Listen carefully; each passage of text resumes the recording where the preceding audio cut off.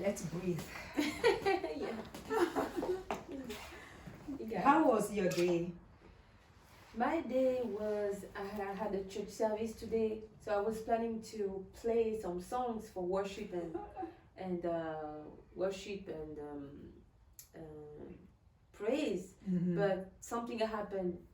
Zoom technical issues. So I Oh. just played two songs, and I was trying to control the host Zoom meeting and Oh. trying to share the Zoom meeting live on Facebook. But I didn't have all the password and the email of the church, so I had to talk to chat with the member of the church in order to get all that I need in order to share to Yeah. other people who who don't have the Zoom meeting. Oh. But thank God we made it. Oh, so all that happened today? Yeah. Oh my goodness. So yeah, that was a good day in a way because you were able to accomplish what you wanted to accomplish anyway. Yeah. So that's very good. And I'm here. You Yeah. look good. I look good. We have all that we need to Yes, yeah. to the world and Yeah.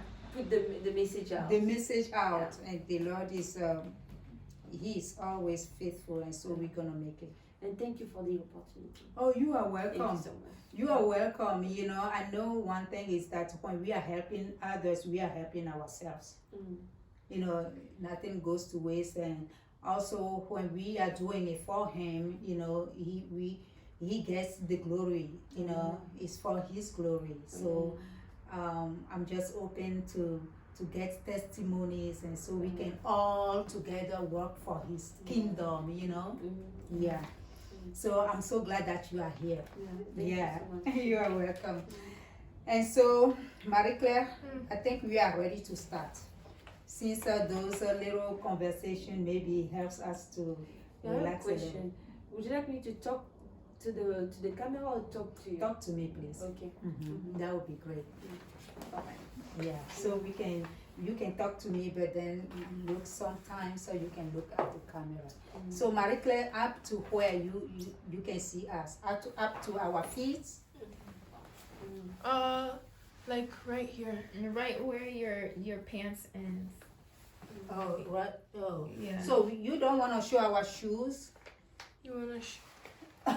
or is it looks- gonna be too far away? It Kinda. Looks, it look. It- Yours You can see yours our can't shoes, but really not show. yours. Oh, okay, that's good. We want to see. They want you know you are the guest, so we want to show you very nicely. Like me or you should. You see my shoes and not her Okay. But we want Now we can. yeah. Okay. So we want to see, honey. Hmm. Sometimes you can zoom in too, right? When we are getting the videos together. Yeah. Okay. So we just don't want our shoes to show all the time, but we want to zoom in, zoom out, you know? Okay, Marie Claire? Okay. Yay, we are here. Woo. Okay. So I'm just doing that so we can be relaxed. Yeah. Okay. So Rose, are you okay? Hi Rose, how are you doing today? I'm doing great. Thank you. Thank you for coming here You're today. welcome. Thank you for the opportunity, Miss Claudia. I do appreciate it. You are welcome. And so now can you talk to us about yourself? Sure. My name is Rose Demar, Mm-hmm. and my last name is Moulay Moulay. Uh-huh. And I was born in Gabon in Uh-huh. 1988, Uh-huh. and today I am 32 years old. Mm-hmm. Mm-hmm. I am from a little island that we call Port-Gentil. Mhm. Very nice island. Everybody is nice. It's so strange, Mhm. but everybody is nice. Yes, and, that's good. I grew up in a very, very wonderful family. Mm-hmm. My mother and my father raised me and my brother and sister in a very nice way. They educate us, especially my mom, Mhm. how to pray, Mhm. and she was a believer as well, Mhm. and myself.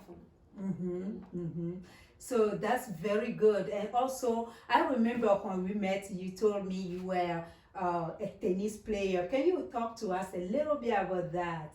Sure. I started playing tennis when I was 11 years old. Oh wow, that's wonderful. Yeah, my dad introduced me.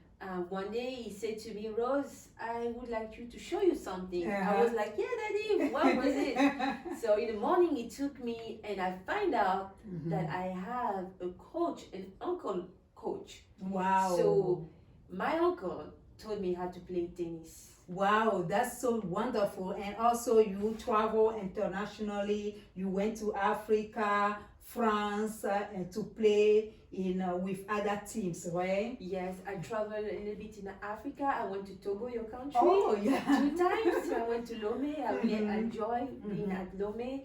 I traveled, I went to Europe because when I was 18 years old, I had this ambition to continue my career in France. And I went to France. I played many competitions, and I really had a good time playing tennis. That's very good. And somehow you ended up here in the United States, right? Yes. Okay. A lot of things happened also in France. Uh-huh.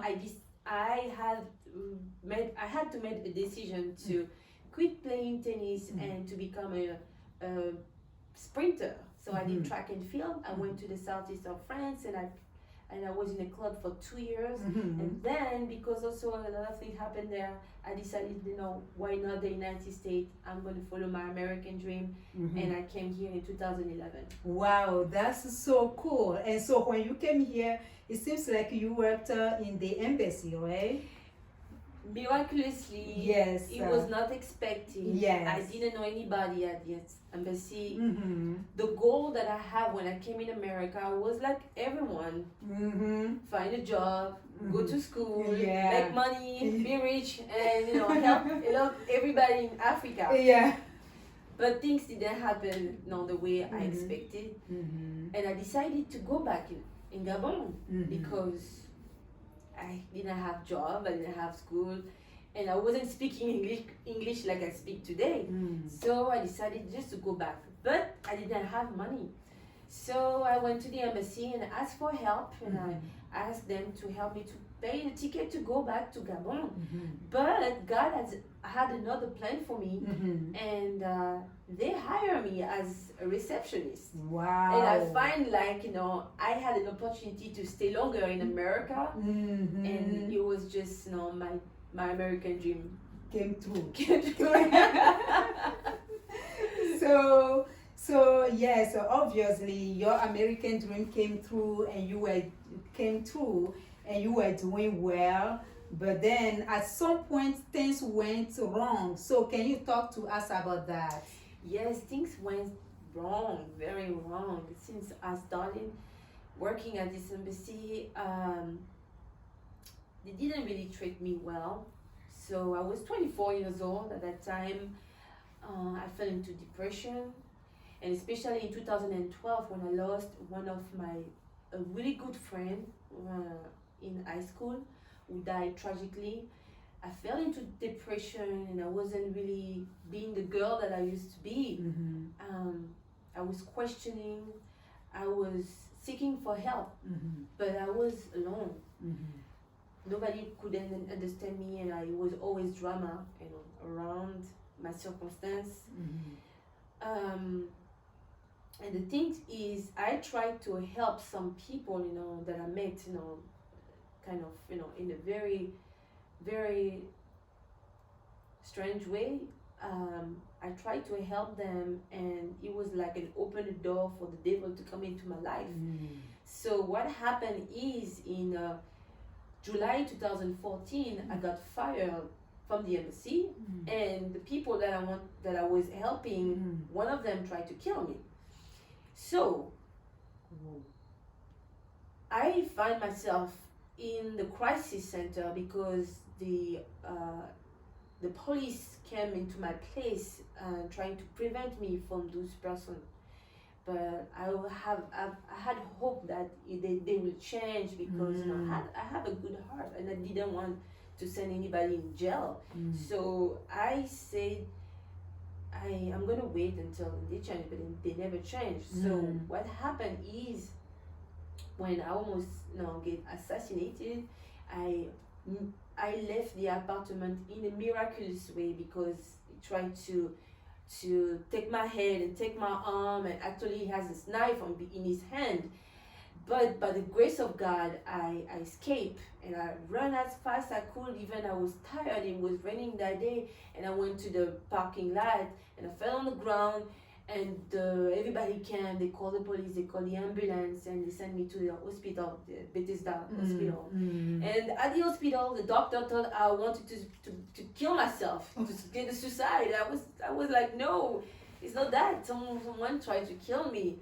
They find out, no, it was true. So they sent me to the crisis, and the crisis center sent me to the shelter to protect me. So I stayed in the shelter for 2 months. Usually, women, in a very difficult situation, they don't stay long time, like 2 months. But I stayed because my case was very particular. So things really went wrong in 2014, and it was a very dark moment for me.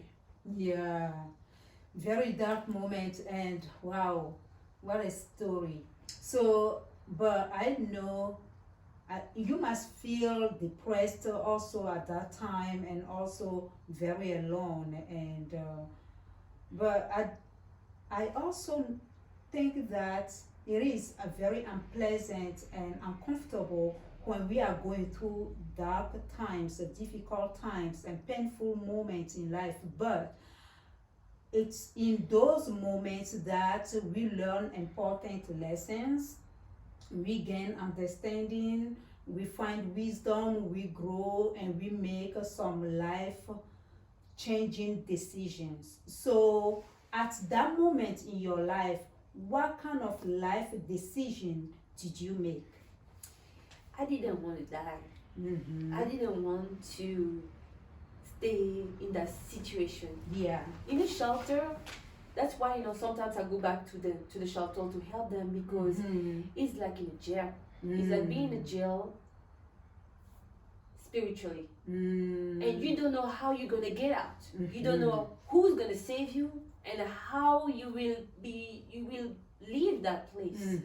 It was like life and death. And my plan when I came in America was not to be in a shelter. And if you know someone who have been in a shelter, they will never tell you that they are in a shelter and they got fired and they almost get killed. Nobody shared this kind of testimony. It's like kind of shame. So I was first of all shamed by myself about what it was happening to me, and I couldn't even talk about that to my family. They couldn't even understand what I was going through. So I had to fight, with myself, in my mind, and say to me, you need to call God, because God, I remember back in 2000, when I was 12 years old, when I was baptized, that God was the answer. I knew that God was the only person who can save me, because everybody left me. I had my friend was not because they didn't want to help me. Some of them they could not help me. I was really stuck, and only the power of God could save me. So I hold on to that hope, and I just start crying. I start praying for 2 weeks. I was just searching for God, because I didn't want to stay poor, or I really want to make my life. I really want to succeed. That was the things that might make me decided to really follow God, Jesus, because I didn't want to be poor. I didn't want to I wanted to succeed. I really wanted to succeed for my family. So I was thinking about them, not just for me, because I left the country, Gabon, when I was 18 for them. I was saying that I really wanted to be a tennis player. I wanted to be successful for them. As you know, our country are very poor, and some of the young women and men, when they leave the country, is for the family. They work for to help their parents, their loved ones over there back in Africa. So what you are saying, I realized that you had to you came to the point where you reached out to God. You reached out to God through Jesus Christ. And so how that has changed your life, how how did that change your life? Did it change your mind, your attitude? How did that help? It was a wonderful journey Mhm. since I decided to follow God and Mhm. to just wait until God show up in my life.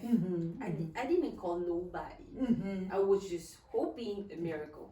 A miracle. Yes. Yes. And one day I was in the bus and I met a young man. Mm-hmm. He had book in his hand, Mhm. and when I saw that he had the Bible in his hand, I asked him to bring me to his church Mm. because I was searching for God. Mm-hmm. And then when I went back to the church, I just surrendered. Oh. I surrendered and I promised to God if He gave me back another chance, Mm-hmm. I will serve Him, Mm-hmm. I will be faithful, Mm-hmm. and I will not go back in the world. Mm-hmm. If He helped me, I will just be with Him every day. Mm-hmm. And He did. Today, since 2014, I stopped smoking, Mm-hmm. I stopped drinking, and you Mhm. know what? I even stopped having sex with men. Mm-hmm. Yes, that's true. Because the Yes. Bible says you should not have any relationship, before the marriage. Yes. Yes. So I make that commitment. Yes. Mm-hmm. That in 2014, I'm going to do that as well. So it's Mhm. been 5 years, I'm doing well. Oh, that's so good. That's wonderful. Wow, what a testimony. Yes, it is. Yes, so I noticed something is that nothing is as powerful and essential as a changed mind. So you have changed your mind, and that has changed your life as well. So, and also I noticed that you have changed your attitude, and positive attitudes, boosts our self-esteem and increases our endurance and leads us to success. That's where you are right now. And so can you talk to us a little bit about where you are right now? And you're right, because I changed my attitude. Before, I was paranoid because of what I experienced from the embassy. I was paranoid. I was thinking like everybody was looking after me and talking after me and talking bad things. So I was paranoid. I wasn't trusting nobody. I was scared. Mm-hmm. I was really scared about Mhm. people. Mm-hmm. So God healed myself, Mm-hmm. and He healed me Mm-hmm. to have confidence Mm-hmm. to me Mm-hmm. and also trust people, because everybody are not the same. There are good people and there are bad people in the world. In the world. Mm-hmm. So I have to make also that effort to trust again. Mm-hmm. So He healed that part, and today I'm well. Today I'm very powerful in myself because I know who I am and I know who God is. Mm-hmm. So that confidence that I have helped me to build strength, Mm-hmm. inside of me to be consistent in everything that I'm doing. Mm-hmm. So at that time, where in 2014 I have no job, Mhm. and I have no job even when after that I received Jesus. Mm-hmm. The job didn't come right away. Yeah. I was serving to the church. When I say, God, I will serve you, I was very serious. I was serving. I was putting the chair. I was doing the service. Putting the envelope for the tithe and offering Mhm. for like about 7 months, Mm. because I didn't have any job and I have, of course, no money.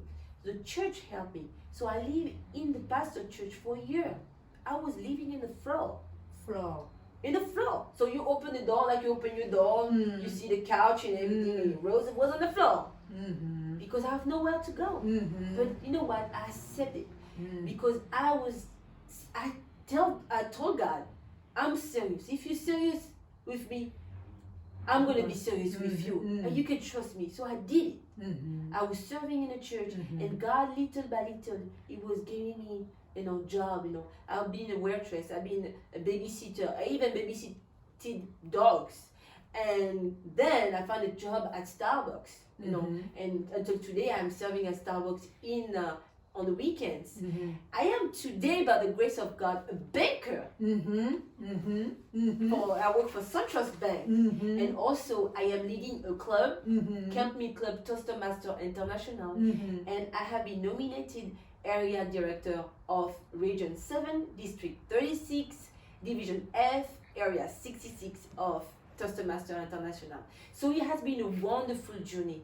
God has given back my life, and I'm doing greater than before. 2014. See? It was just like a transition, from the world, and now I am living just like in heaven. Like the Bible is telling, I am really experiencing the goodness of God on earth.